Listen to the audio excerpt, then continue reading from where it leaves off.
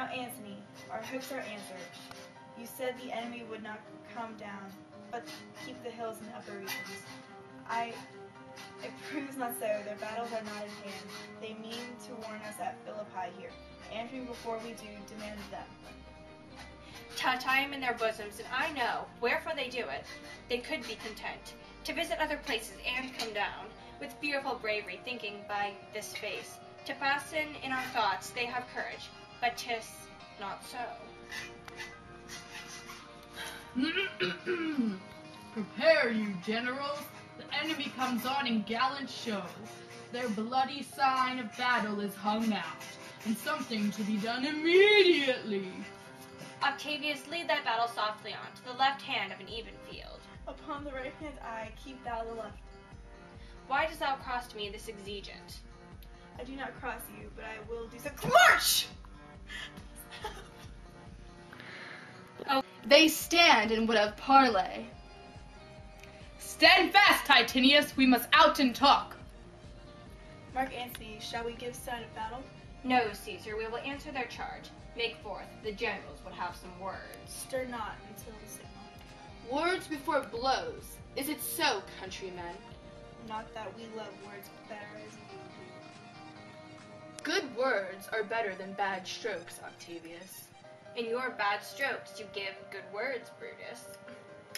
Witness the hole you made in Caesar's heart, crying, long live Caesar, hail Caesar.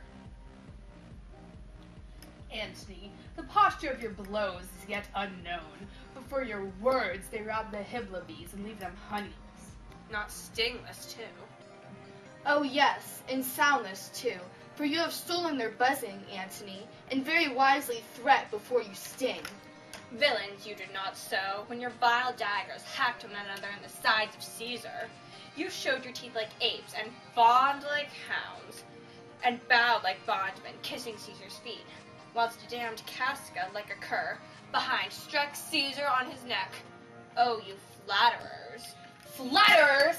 Now, Brutus, thank yourself. This tongue has not offended so today, if Cassius might have ruled. Come, the cause. If arguing make us sweat, the proof of it will turn to redder drops. Look, I draw a sword against conspirators. When think you that the sword goes up again? Never till Caesar, 33 wounds, we will avenged, or till another Caesar have added slaughter to the swords of traitors. Caesar, thou canst not die by traitors' hands, unless thou bringst them with thee. I hope I was not born to die on Brutus' sword. Oh, if thou wert the noblest of thy straying young man, thou couldst not die more honorable. A peevish schoolboy, worthless of such honor, joined by a masker and a reveler.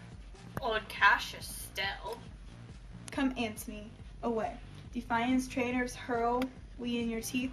If you dare fight today, come to the field. If not, when you have stomachs. Why now? Blow wind, swell billow, and swim bark. The storm is up and all is on the hazard. Ho, Lucilius, hark, a word with you. My lord. Messala! No, what says thy general? Messala, this is my birthday, as this very day was Cassius born.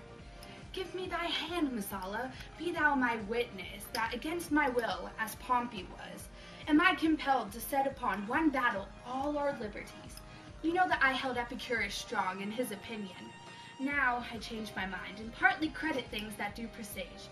Coming from Sardes, on our former ensign, 2 mighty eagles fell, and there they perched, gorging and feeding from our soldiers' hands, who to Philippi here consorted us. This morning they fled away and gone, and in their steads do ravens, crows, and kites fly o'er our heads and downward look on us. As we were sickly prey, their shadows seem a canopy most fatal, under which our army lies ready to give up the ghost. Believe not so. I but believe it partly, for I am fresh of spirit and resolved to meet all perils very constantly. Even so, Lucilius. Now, most noble Brutus, the gods today stand friendly that we may, lovers in peace, lead on our days to age. But since the affairs of men rest still uncertain, let's reason with the worst that may befall. If we do lose this battle, then is this the very last time we shall speak together? What are you determined to do then? Even by the rule of that philosophy, by which I did not blame Cato for the death which he did give himself, I know not how, but I do find it cowardly and vile, for fear of what might fall, so to prevent the time of life, arming myself with patience to stay the providence of some high powers that govern us below. If we lose this battle, you are contented to be led in triumph through the streets of Rome. No, Cassius, no. Think not, thou noble Roman, that ever Brutus will go bound to Rome. He bears too great a mind. But this same day must end that work the Ides of March begun, and whether we shall meet again, I know not. Therefore our everlasting farewell take. Forever and forever, farewell, Cassius.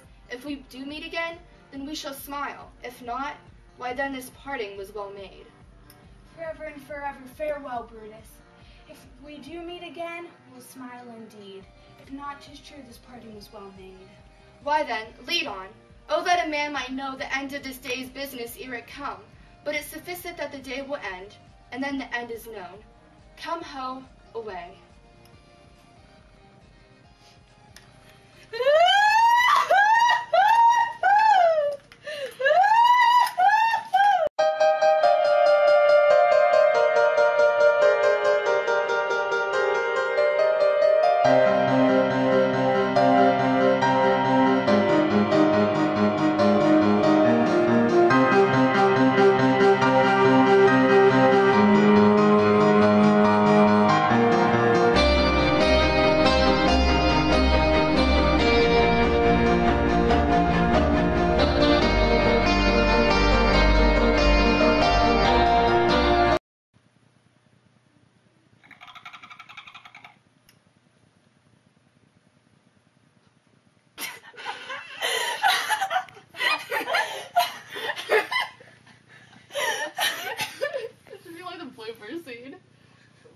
Okay, are you done?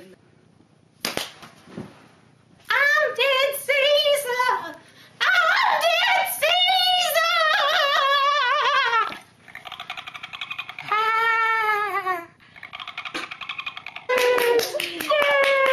For my wonderful audience, Yes. one person and my sister who kind of has to be down here. Okay.